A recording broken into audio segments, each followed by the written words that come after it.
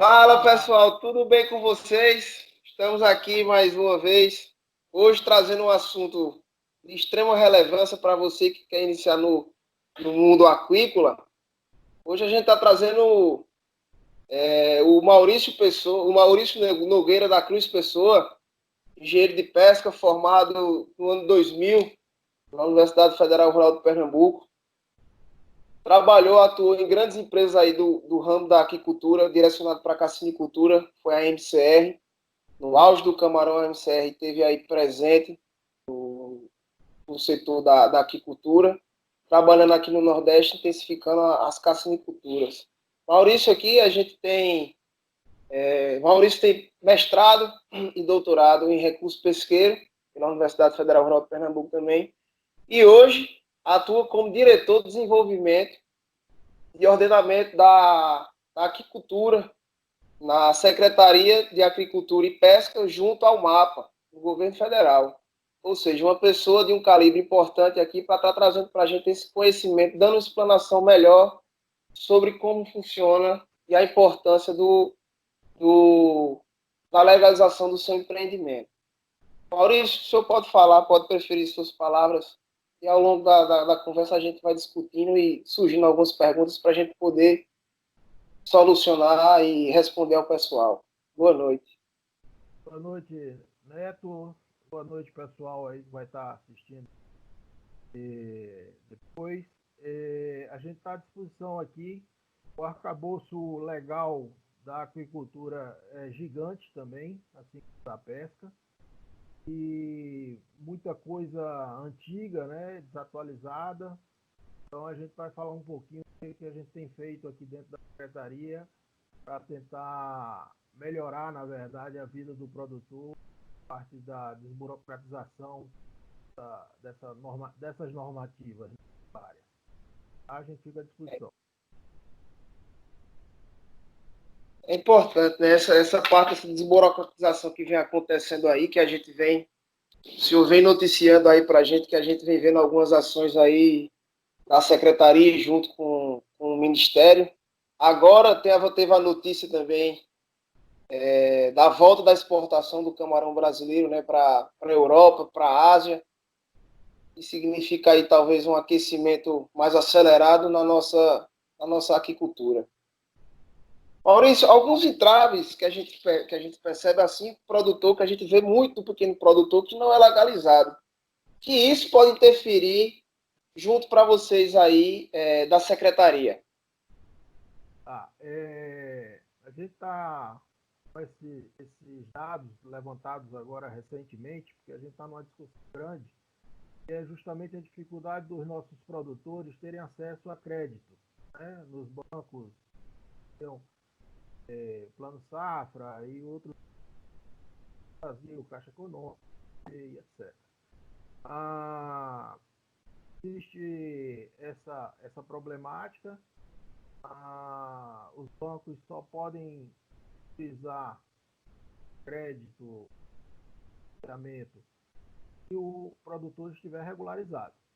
Esse é um grande problema. A gente tem um levantamento do IBGE que a gente tem 250 mil produtores no Brasil todo. De alguma forma, ou cria peixe, ou cria camarão, ou as duas coisas.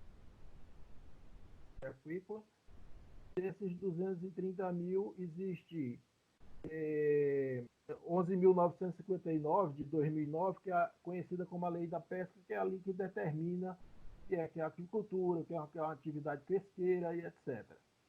Uhum, Ali também está estabelecido que toda atividade pesqueira tem que, o produtor, seja ele pescador ou aquicultor, ele tem que ter o registro geral de atividade pesqueira. E a aquicultura está nesse meio, porque na definição de atividade pesqueira tem lá extração, tem extração por pesca, tem extração por pesca, todas as atividades, né? E além uhum, disso o cultivo. E o cultivo. E aí entrando no cultivo entra a aquicultura. E aí o isso. produtor ele teria que ter o RGP do aquicultor. No ano passado, para acesso a crédito, a gente conseguiu uma ação junto ao Banco Central e no Manual de Crédito Rural fosse excluída essa exigência para o aquicultor. Então, a gente derrubou o RGP do aquicultor como uma das exigências dos bancos para liberação de crédito. Mas aí caiu em outra situação, que é a regularização ambiental do empreendimento. E aí, assim, o IBGE tem 230 mil aquicultores cadastrados, ou aproximadamente disso. A gente só tem 30 mil aquicultores registrados aqui dentro da secretaria, e dentro dos órgãos ambientais estaduais, a gente fez um levantamento recente, de 10 a 12 mil aquicultores cadastrados ou em processo de licenciamento. Ou seja, a gente está trabalhando com um universo de 95% dos nossos produtores sem licenciamento ambiental definido, entendeu? Então, assim, é a mesma coisa de dizer que 95% dos nossos produtores não têm acesso a crédito, porque a lei exige que ele tenha a regularização ambiental para acessar esse crédito. Aí a grande dificuldade. A gente que está aqui pelo Nordeste, a gente vê e fica sabendo também que o Itamar Rocha, né, sempre tendo reuniões aí com o pessoal principalmente do Banco do Nordeste, para tentar fomento de crédito para a nossa atividade aqui, principalmente aqui no enfoque do microempreendedor, que é aqui na Paraíba. E a gente está batendo muito nesse entrave de legalização. Porque não adianta 3, 4, 5 estar legalizado, enquanto vem 10 que não estão legalizados ainda aí. E isso também, como o senhor próprio falou, do acesso ao crédito, dificulta até para o governo federal e para os bancos também poderem liberar mais verbas de fomento para a atividade. Não é isso também, professor? Isso, Neto. Para você ter ideia, a gente fez um levantamento dos últimos 5 anos do Plano Safra. O aquicultor e o pescador também poderiam acessar. E para ter ideia do montante que é disponível via Ministério da Agricultura e as instituições financeiras, para ter ideia, só se acessa 0,5% do montante. E está relacionado a isso. Se 95% dos nossos produtores não têm condições de acessar porque não tem licenciamento ambiental, e aí fica uma parcela muito pequena de acesso, que é 0,5%. E esse 0,5%, 30% do total acessado está no Paraná, porque eles são organizados ambientalmente, estão organizados em cooperativas, que é um outro ponto que precisa ser bem trabalhado aí na nossa agricultura brasileira. É essa organização em cooperativas, em associações, para poder o produtor se organizar ambientalmente e, a partir daí, ter direito a esse acesso a crédito. Professor, e para ter acesso, o governo disponibiliza profissionais? Quem esses pequenos, esses microprodutores, que às vezes não têm uma certa condição de pagar uma consultoria, às vezes acha que consegue tocar e tudo mais, quem esse pessoal deve procurar? Existe algum plano, alguma ação do governo para estar assessorando esse pessoal, seja estadual ou federal? A gente está com um projeto aqui chamado Multiplicadores, porque a gente não queria fazer o treinamento do produtor, mas a gente está com um projeto de treinar as pessoas dos órgãos estaduais para que essas pessoas façam essa orientação junto ao produtor. Porque uma coisa é você pegar um grupo de produtores e dar uma orientação, ótimo, mas o mais importante é você orientar essas pessoas que mexem com a parte de licenciamento ambiental nos estados, como, importante, Ministério Público muitas vezes não tem uma orientação correta, os órgãos de extensão, o próprio órgão de meio ambiente, muitas vezes o Estado não tem uma legislação própria para a agricultura. Então, os órgãos financeiros, as instituições financeiras, muitas vezes o produtor chega no banco para tirar um financiamento de uma atividade que, às vezes, o gerente não tem conhecimento de como funciona, qual é a legislação que abrange aquela atividade. Então, a gente optou fazer um projeto desse. A gente está com negociação junto à Superintendência do Rio Grande do Norte para fazer o primeiro projeto piloto lá no Rio Grande do Norte, capacitando 30 servidores desses órgãos para poder eles se virem de orientadores para também a parte de legislação ambiental, licenciamento ambiental.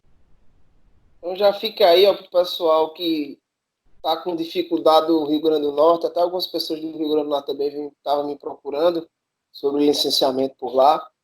Já fica aí a dica para vocês aí, que em breve vai ter ação do governo federal aí capacitando o pessoal para poder estar auxiliando vocês aí na implementação do seu projeto aquícola aí, a sua regularização, com um custo mais baixo, né? Porque, querendo ou não, tem os custos de CREA, né? Que também você tem que pagar, o custo de licença de operação aquícola que você tem que pagar, o uso de solo que vai de prefeitura, de município para município aí, para poder você estar licenciado totalmente legal, despreocupado quando houver uma barreira de fiscalização.